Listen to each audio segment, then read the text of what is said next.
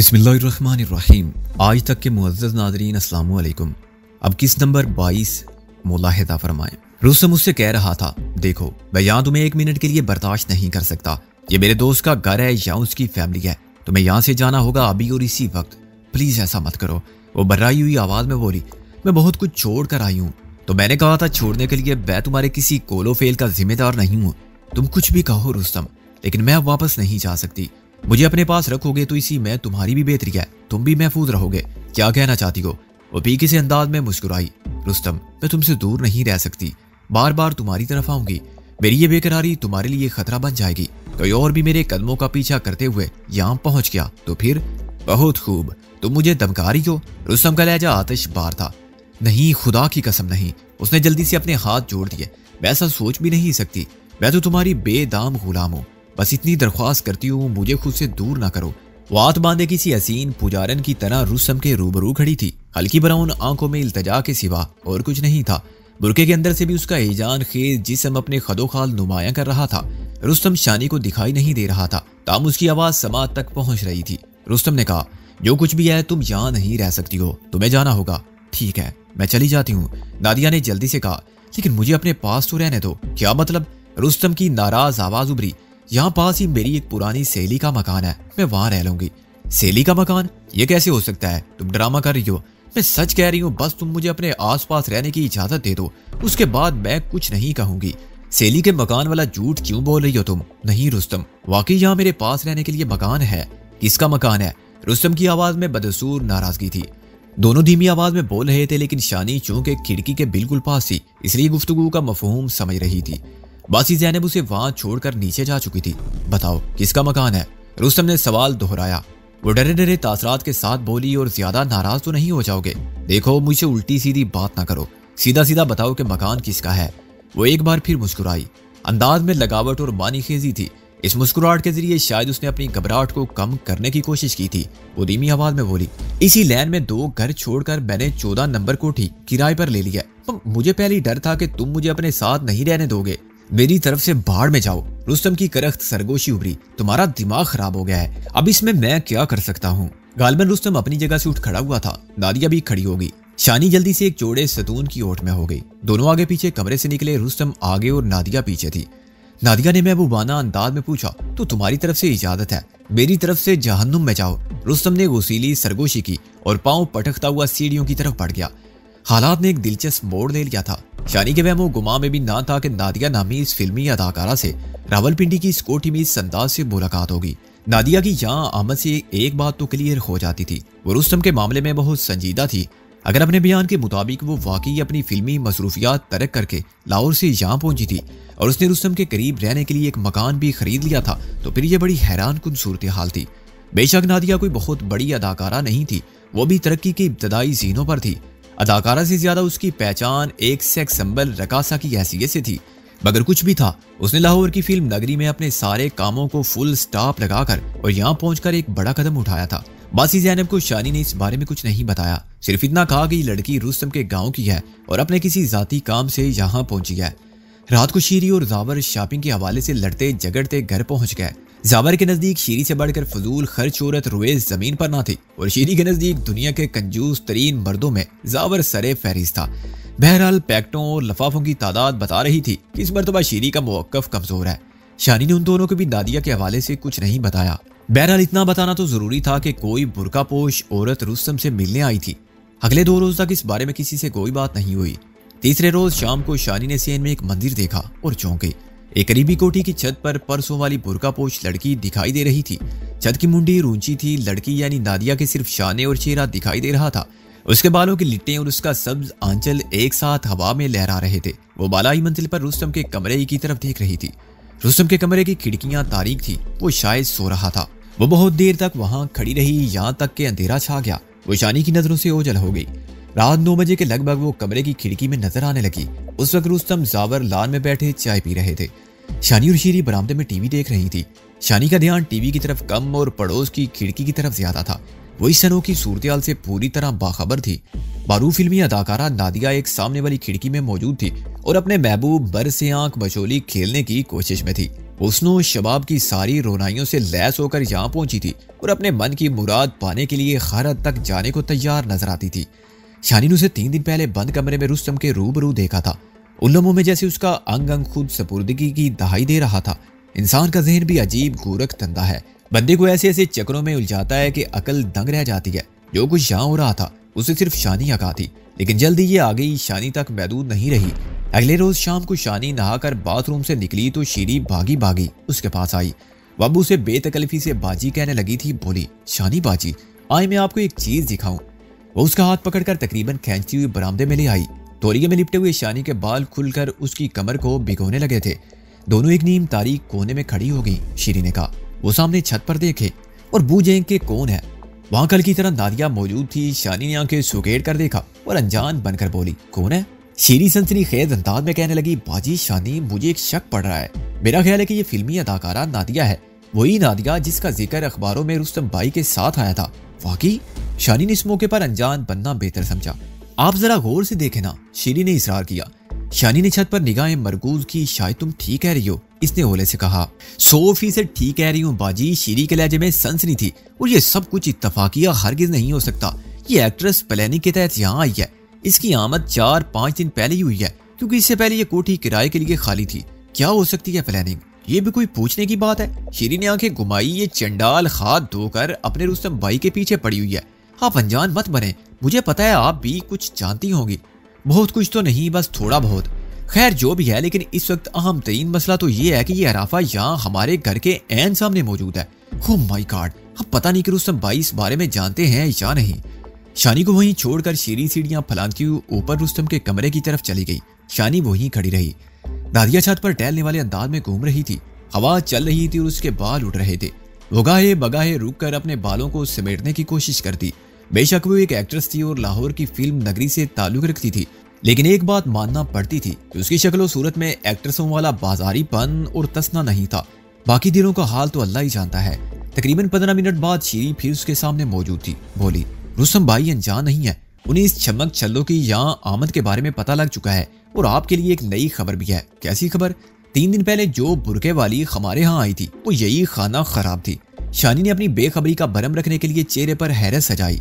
शीरी जले कटे अंदाज में बोली, ये उन औरतों में से है जो अपना सब कुछ छतेली पर लिए फिरती हैं, अपने हुस्न के नखरों से मर्दों को बेखाल करती हैं, लेकिन अगर इनको खुद कोई मर्द पसंद आ जाए तो फिर कुतिया की तरह उसके पांव चाटने के लिए भी तैयार रहती हैं। अब ये उल्लू की पट्टी पता नहीं किस तरह और कैसे रुस्तम भाई का खोज लगाकर यहाँ तक पहुंची है और दलेरी देखें कि घर के ऐन सामने डेरा डालकर बैठ गई है। मैं तो आज ही शेख साहब की बेगम से बात करती हूँ, उनसे पूछती हूँ कि ये किस शरीफ जादी को कोठी दे डाली है उन्होंने। शानी ने गहरी सांस लेते हुए कहा, कुछ भी करने से पहले रुस्तम से मशवरा जरूर करना, कहीं कोई बिगाड़ पैदा ना हो जाए। ऐसी औरतों से कुछ बैद नहीं होता। रुस्तम ने खुद को यहाँ रुपोश किया हुआ है और ये औरत इस ठिकाने को जान चुकी है। शानी की बात से शेरी का जोश कदरे मानद पड़ गया। आंखों में सोच की परछाइयां लहराने लगी। शानी ने कहा, रुस्तम जानता है कि नादिया यहाँ मौजूद है, उसके बावजूद वो खामोश है। आखिर इसकी कोई वजह तो होगी। कुछ देर तक वो दोनों इस बारे में बात करती रही। फिर जावर की गाड़ी का हारन सुनाई दिया और शेरी उसके इस्तकबाल के लिए मेन गेट की तरफ चली गई। ये तीसरे रोज की बात है। शेरी ने शानी को बताया कि वालदा की तबीयत खराब की वजह से 6-7 रोज के लिए मैके जाना पड़ रहा है। वो चाहती थी कि उसकी गैर मौजूदगी में शानी उस एक्ट्रेस की तरफ से पूरी तरह होशियार रहे जो उनके घर के ऐन सामने मोर्चा लगाए बैठी थी। शेरी ने शानी की हाथ थाम ली और कई सेकंड तक अजीब नजरों से इसका चेहरा देखती रही और कहने लगी, शानी बाजी, पता नहीं क्या बात है, 2-4 दिनों ही में यूं लगने लगा है कि आपको बरसों से जानती हूँ। जी चाहता है कि आपके लिए कुछ करूँ, आपके किसी काम आऊं, लेकिन आप तो कुछ बताती नहीं। पता नहीं कैसे कैसे दुख अपने सीने में समेटे बैठी हैं। कुछ भी समेटा हुआ नहीं, तुम ख्वाब मुख्वा खुद को परेशान ना करो। उसने जैसे शानी की बात सुनी नहीं, अपनी ज़ू में बोलती चली कि आपकी जाती जिंदगी में दखल देने का मुझे कोई हक नहीं और ना मैं देना चाहती हूँ, लेकिन एक बात कहे बगैर नहीं रह सकती, इसलिए कि ये बात मेरे दिल की गहराई से उठती है और वो ये कि आपको किसी मजबूत सहारे की जरूरत है, कोई मजबूत और मोहब्बत भरा सहारा। प्लीज बाजी, अपने आसपास देखें, अगर आपको कोई ऐसा सहारा नजर आए और आप उसके लिए दिल में थोड़ी सी भी गुंजाइश पाए तो उससे दूर मत रहें। शानी जानती थी कि शेरी किस तरफ इशारा कर रही है। वो खामोश रही। शेरी की आंखों में हल्की सी नमी और हल्की सी शोखी थी। वो बोली, हो सकता है कि आसपास कोई ऐसा हो जो आपसे मोहब्बत करता हो, उसके लब खामोश हो, लेकिन वो दिन रात आपका नाम लेकर जीता हो। सियाने कहते हैं ऐसी मोहब्बतों की कदर करनी चाहिए, वरना आहिस्ता आहिस्ता दूर हो जाती हैं या उन्हें कोई दूर कर देता है। अच्छे बुरे लोग तो हर जगह होते हैं ना। शीरी जो कुछ कह रही थी वो शानी की समझ में आ रहा था, लेकिन ये सब कुछ शानी के ज़हन से मुताबिकत नहीं रखता था। पिछले 2-3 दिन में शानी ने नादिया को बगौर देखा था, उसकी चाल डाल का मुशाहिदा किया था। एक बार इत्तफाकन घर के सामने वाक़े पार्क में भी मुलाकात हो गई थी। सुबह बहुत सवेरे शानी मासी ज़ैनब के साथ थोड़ी सी चहलकदमी के लिए गई। वहाँ नादिया अपनी 10-12 साला मुलाजमा के साथ नीले रंग के नन्हे फूल तोड़कर एक नन्हा सा गुलदस्ता बना रही थी। दोनों में सलाम दुआ हुई थी। शानी ने कहा, आप वही है ना जो सामने 14 नंबर कोठी में रहती हैं? नादिया ने इस बात में जवाब दिया और उसके बाद दोनों में 4-5 मिनट बात हुई। इस बातचीत में शानी को नादिया कुछ ऐसी बुरी नहीं लगी थी।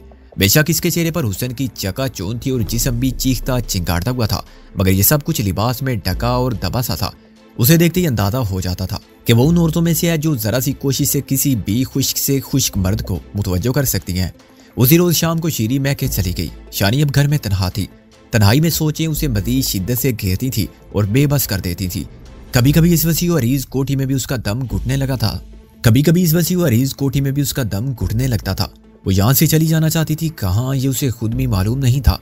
ना जाने क्यों नादिया को यहाँ देखने और उससे मिलने के बाद शानी को ये एहसास होने लगा था कि अगर वो किसी रोज अचानक यहाँ से चली भी जाए तो शायद रुस्तम के लिए ये सदमा ज्यादा शदीद साबित ना हो। इस ख्याल की बजाय कोई ठोस वजह तो नहीं थी। बहरहाल ये शानी के ज़हन में मौजूद था। शीरी के जाने के बाद 2-3 रोज बाद में शानिया ने नादिया से कुछ राव रस्म पैदा की। वो तो जैसे पहले किसी ऐसे मौके की मुंतजिर थी। पहले तो छत पर से ही दोनों में सलाम दुआ होती रही। फिर एक रोज दोपहर को नादिया बिरयानी की प्लेट लेकर अज खुद शानी के पास चली आई। वो मुस्कुराते हुए बोली, मैंने अभी कुकिंग सीखी है, बल्कि यूं समझिए कि आज पहला खाना पकाया है। अगर आप इसमें कोई रिस्क ना समझे तो चख कर जरूर देखें। शानी ने चखा, जो कुछ था गुजारे माफिक था। ताम शानी ने तारीफ की और हौसला अफजाई के अल्फाज कहे। अभी तक दोनों में तफसीली तारुफ नहीं हुआ था। आज ये मरहला भी तय हो गया। सूरत-ए-हाल ऐसी थी कि दोनों अपना तारुफ नहीं करा सकती थी। बसरत का तकाजा भी यही था। शानी ने नादिया को बताया कि वो शीरी की पुरानी सहेली है। वालिदैन और बड़े भाई की वफात के बाद वो गांव से यहाँ आ गई और अब कोई मुलाजमत तलाश करके अपने पाँव पर खड़ा होना चाहती है।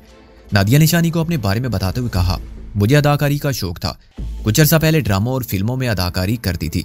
इस काम में मुझे काफ़ी इज्जत और शोहरत भी मिली, लेकिन अब एकदम मुक्ता गई हूँ। शानी ने कहा, शायद इसलिए आपकी शक्ल कुछ जानी पहचानी लग रही थी। यकीनन बहुत से लोग मुझे जानते हैं। वो मुस्कुराई और बात जारी रखते हुए बोली, अब मैं और तरह की जिंदगी गुजारना चाहती हूँ। मैं चाहती हूँ कि मेरा घर हो, शोहर और बच्चे हों। रुपए पैसे की मुझे कोई कमी नहीं, बस एक अच्छे जीवन साथी की तलाश है। शानी ने दिल में सोचा, साथी भी तो ढूंढ चुकी हो और उसके करीब भी पहुंच चुकी हो। अब आइंदा क्या होगा इसके मुतल्लिक तो अल्लाह ही जानता है। कुछ देर तक शानी और नादिया में बातें हुई। बातों के दौरान में भी नादिया की निगाहें इधर उधर भटकती रहीं। वो जैसे किसी को तलाश कर रही थी और शानी अच्छी तरह जानती थी कि वो किसे तलाश कर रही है। कुछ देर बाद वो ये कहते हुए उठ गई, कल फिर बिरयानी बनाऊंगी और आपको टेस्ट कराऊंगी। मुझे उम्मीद है कि कल का जायका आज से बेहतर होगा। मुझे भी लग रहा है, शानी ने कहा। अगले रोज वो शाम को आई। उसने गुलाबी रंग की जबरदस्त शलवार कमीज पहन रखी थी। कपड़े की तराश ऐसी थी कि बदन के दिल आवेज खुतूत नुमाया होते थे। आज बिरयानी कल से वाकई बेहतर थी। शानी ने उसे 2-4 मशवरे दिए थे, उन पर उसने ज़ानत से अमल किया था। आज इत्तफाकन रुस्तम भी घर में मौजूद था। शानी ने कुछ बिरयानी एक प्लेट में निकाली और मासी ज़ैनब को देते हुए कहा, ये रुस्तम को दिया और पूछना कैसी है, ये बात बताना कि कौन लाया है। मासी ज़ैनब की वापसी 2-4 मिनट बाद हुई। कहने लगी, रुस्तम को बहुत पसंद आई है, पूछ रहा है किसने बनाई है। उसका ख्याल है कि शायद तुमने बनाकर भेजी है। शानी ने मासी से कहा, उससे कहो कि आकर देख ले किसने बनाई है। कुछ देर बाद जीनों पर रुस्तम के बारीक कदमों की आवाज सुनाई दी और फिर वो उनके सामने था। शानी के पास नादिया को बेतकल्फी से बैठे देखकर वो हैरान हुआ। उसके मुंह से बेसाख्ता निकला, तुम यहाँ? नादिया पहले तो जरा सा घबराई, फिर संभल कर बोली, इसका मतलब है कि तुम मुझे पहले से जानते हो। खैर कोई अनोखी बात नहीं, मुल्क के लाखों लोग मुझे जानते हैं। क्यों आई हो तुम यहाँ? रुस्तम भिन्न गया। वो इत्मीनान से बोली, मैं तुम्हारे पास कहाँ, अपनी प्यारी दोस्त के पास आई हूँ। आजकल इनसे खाना पकाना सीख रही हूँ। एक नए स्टाइल से जीना चाह रही हूँ, इसलिए बहुत कुछ सीखना पड़ेगा। तुमने जो कुछ सीख लिया है वही काफी है। जाओ लाहौर में किसी कैमरे के सामने डांस करो और खेतों में छलांगे लगाओ। यहाँ भले मानस लोगों में तुम्हारे लिए कोई जगह नहीं है। भली मानस बनने के लिए ही तो भले मानस लोगों में आई हूँ। क्या तुम चाहते हो कि मैं फिर दलदल में वापस चली जाऊँ? तुम दलदल से निकली ही कब हो? तुम तो अपनी दिल पशोरी के लिए बस सवांग रचा रही हो। अदाकारी तुम्हारा पेशा ही नहीं, तुम्हारी फितरत बन चुकी है। मैं तुम्हारी शक्ल देखना नहीं चाहता, जाओ यहाँ से। नादिया तहम्मुल और सुकून से रुस्तम का गुसीला लहजा बर्दाश्त कर रही थी। बातें पर सिलवट तक नहीं आई थी। इस मौके पर शानी ने मुदाखलत करते हुए कहा, रुस्तम इस वक्त ये मेरी मेहमान है, तुम इनसे इस लहजे में बात नहीं कर सकते। रुस्तम का चेहरा शुरू हुआ यूं लगा जैसे वो शानी की बात का कोई सख्त और मुदल्लल जवाब देना चाहता है। निगाहें खुद ब खुद झुक गईं, जैसे वो कोई अदना गुलाम और अपने आका दान दाता के सामने जबान खोलना उसकी हिम्मत और ताकत से बाहर हो। आका ने जो कह दिया वो सही है या गलत, बस वही हकीकत है और इसी को मानना ऐन इताअत है। शानी नादिया को साथ लेकर दूसरे कमरे में आ गई। नादिया बोली, मुझे अफसोस है कि मैंने आपसे इस बारे में छुपाया। दरअसल मैं और रुस्तम एक दूसरे को बहुत पहले से जानते हैं। गुजरांवाला के दवाई इलाके में एक गांव नारपुर है। चंद माह पहले वहाँ एक फिल्म की शूटिंग के लिए हम गए थे। वहाँ हमारे साथ एक हादसा पेश आ गया। कुछ मुसल्ला गुंडों ने हमारे यूनिट के 3-4 अफराद को सख्त जख्मी किया और मुझे उठाकर अपने डेरे पर ले जाने की कोशिश की। इस मौके पर एक आम आदमी ने फिल्मी हीरो वाला किरदार अदा किया और मेरी जान उन शराबी गुंडों से छुड़ाई। वो आदमी यही रुस्तम था। उस वाक़े के बाद हम दोनों में जान पहचान पैदा हुई और हम एक दूसरे के कुछ करीब आ गए। लेकिन इसी दौरान में 1-2 गलत फहमियां भी पैदा हो गई। उन गलत फहमियों का धुआं अभी तक आपने रुस्तम के चेहरे पर देख लिया है। आप अदाकारा हैं और आपकी कहानी भी बिल्कुल फिल्मों जैसी है, शानी ने होले से कहा। आप ठीक कह रही हैं शानी, मेरे ख्याल में मुझे आपको बता देना चाहिए कि मैं यहाँ सिर्फ रुस्तम के लिए मौजूद हूँ। आपको मेरी बातें अजीब लगेंगी और पता नहीं आप मेरे बारे में क्या सोचेंगी, मगर मैं इस मौके पर आपसे कुछ भी छुपाना नहीं चाहती। शायद आपको मालूम हुआ ही होगा कि 10-11 दिन पहले एक बुर्का वाली औरत यहाँ रुस्तम से मिलने आई थी। शानी ने इस बात में जवाब दिया। नादिया इंकशाफ अंगेज लहजे में बोली, वो मैं ही थी। शानी ने नादिया का इंकशाफ खामोशी से सुना। उसने ये नहीं बताया कि वो ये सब कुछ पहले से जानती है, बल्कि इन दोनों का तवील मुकालमा भी सुन चुकी है। उस रोज नादिया सारी की सारी शानी के सामने खुल गई। उसने साफ अल्फाज में शानी को बताया कि वो रुस्तम को दिल की गहराइयों से चाहती है और इसे हासिल करने के लिए हर हद तक जा सकती है। शानी को इसके लहजे में जज्बे की हिद्दत और ख्वाहिश की शिद्दत महसूस हुई। उसने शानी को अपना हमदर्द खम मिजाज तसव्वुर कर लिया था और उसके सामने अपने दिल का हर राज खोलने को तैयार थी। शानी तवज्जो और अपनाइयत से उसकी बातें सुनती रही। रुस्तम के लिए नादिया के जज्बे की शिद्दत महसूस करके मालूम नहीं क्यों शानी के सीने में कुछ होने लगा था। यह क्या था, एक टेस, एक जलन या शायद सिर्फ एक तलख एहसास। बहरहाल जो कुछ भी था, शानी उसे नजरअंदाज करके नादिया की बातों पर तवज्जो देती रही। अगले रोज नादिया नहीं आई, मगर उससे अगले रोज शानी ने बासी ज़ैनब के हाथ उसे फिर भुला भेजा। दोनों करीबन दिन भर साथ रही। रुस्तम भी घर में ही मौजूद था। यकीनन नादिया की मौजूदगी उसे बेचैन कर रही थी, मगर उसमें इतनी हिम्मत नहीं थी कि अपनी बेचैनी या नापसंदीदगी का इजहार कर सकता। शानी के सामने उसकी सारी फिजिक केमिस्ट्री बदल जाती थी। एक अजीब रिश्ता था उसका अपनी बीबी के साथ। बीबी ने जो कह दिया वो उसने बेचूं चरा मान लिया। शानी बड़े ध्यान से नादिया का मुशाहिदा कर रही थी। न जाने क्या बात थी, नादिया उसे दिल से बुरी नहीं लग रही थी। नादिया की इस बात में भी सदाकत महसूस होती थी कि वो खुद को मुकम्मल तौर पर तब्दील कर रही है और एक नई जिंदगी नए ढंग से शुरू करना चाहती है। नादिया ने साफ को इसे काम लेते हुए शानी को बताया था कि वो पिछले कई हफ्ते से रुस्तम की खोज में थी। फिल्म लाइन में नादिया का सेक्रेटरी याकूब नाम का शख्स था। नादिया के बकौल ये शख्स बेहद कारआमद होने के अलावा नहायत दयानतदार और मुखलस भी था। उसने किसी तरह रुस्तम को यहाँ रावलपिंडी में तलाश किया। एक दिन शानी पर इंकशाफ हुआ कि नादिया की आवाज़ भी उसी की तरह खूबसूरत है। उसने नादिया को गुनगुनाने के लिए कहा। उसने फैज़ की गज़ल बड़े अच्छे तलफ़्फ़ुज़ और सुर के साथ सुनाई। जब वो गुनगुना रही थी तो रुस्तम जीने उतर कर नीचे चला गया। गालिबन उसे गुमान हो गया था कि शानी गुनगुना रही है। उसने दरवाजे में से नादिया को देखा तो जल्दी से वापस पलटने लगा। शानी ने आवाज़ देकर उसे रोक लिया। जी बीबी, वो दरवाजे पर ही खड़े खड़े बोला, अंदर आ जाओ, तुम्हें एक बड़ी अच्छी आवाज़ सुनवाते हैं। सर लेकिन आ जाओ ना, शानी ने जरा जोर देकर कहा। वो सारे झुकाए हुए अंदर आ गया। नादिया ने मुस्कुराते हुए कहा, शानी आप इनसे कोई बदला ले रही हैं, देख नहीं रही कि इनकी सूरत कितनी परेशान हो गई है। हरगिज़ सुनने के मूड में नहीं है। आप गाएंगी तो मूड भी बन जाएगा। शानी ने शीरी का स्तार नादिया की तरफ खिसकाते हुए कहा, क्या सुनाऊं? वो मुस्कुराई तो उसके गाल में खूबसूरत गड़ा पड़ा। कोई पंजाबी चीज सुना दे, शानी ने कहा। नादिया की नाजुक उंगलियां मशाकी से सितार के तारों पर हरकत करने लगी। वो बड़े अंदाज में बैठी थी। एक अदाकारा की हैसियत से वो अपने जिस्म के खुशनुमा खुतूत को गैर महसूस तौर पर नुमायां करने का फन भी जानती थी। उसने धीमी आवाज में गाना शुरू किया। जैसे चांद के साथ चांदनी और तार के साथ रोशनी होती है, इसी तरह मोतिये का फूल है और मैं उसके साथ तेरी खुशबू हूँ। जब वो गा रही थी जावर भी घर आ गया। महफिल जमी देकर वो भी एक तरफ खामोशी से बैठ गया। जावर भी रुस्तम और नादिया की पूरी कहानी से आगाह हो गया था। यकीनन उसे भी नादिया का यूं आजादाना अपने घर में आना जाना पसंद नहीं था, मगर नादिया के साथ शानी का गहरा दोस्ताना देखते हुए और इस हवाले से रुस्तम की खामोशी को महसूस करते हुए उसने खामोशी इख्तियार कर ली। नादिया की दिलनवीज़ और नफीस आवाज ने वाकई समा बांध दिया था। जावर मौसीकी की समझ बूझ रखता था। वो नादिया को बेसाख्ता दाद देने पर मजबूर हो गया। पंजाबी गीत खत्म हुआ तो जावर ने एक और गीत की फरमाइश कर दी।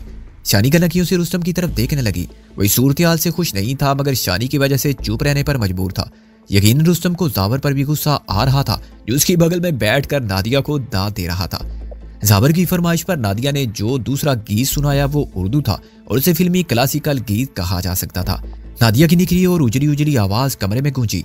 ना छुड़ा सकोगे दामन, ना नजर बचा सकोगे। यह गीत हस्बे खाल भी था। गाने के दौरान में नादिया की नायत शोख और चंचल नजरें गाए बगाए रुस्तम की तरफ उठती रही।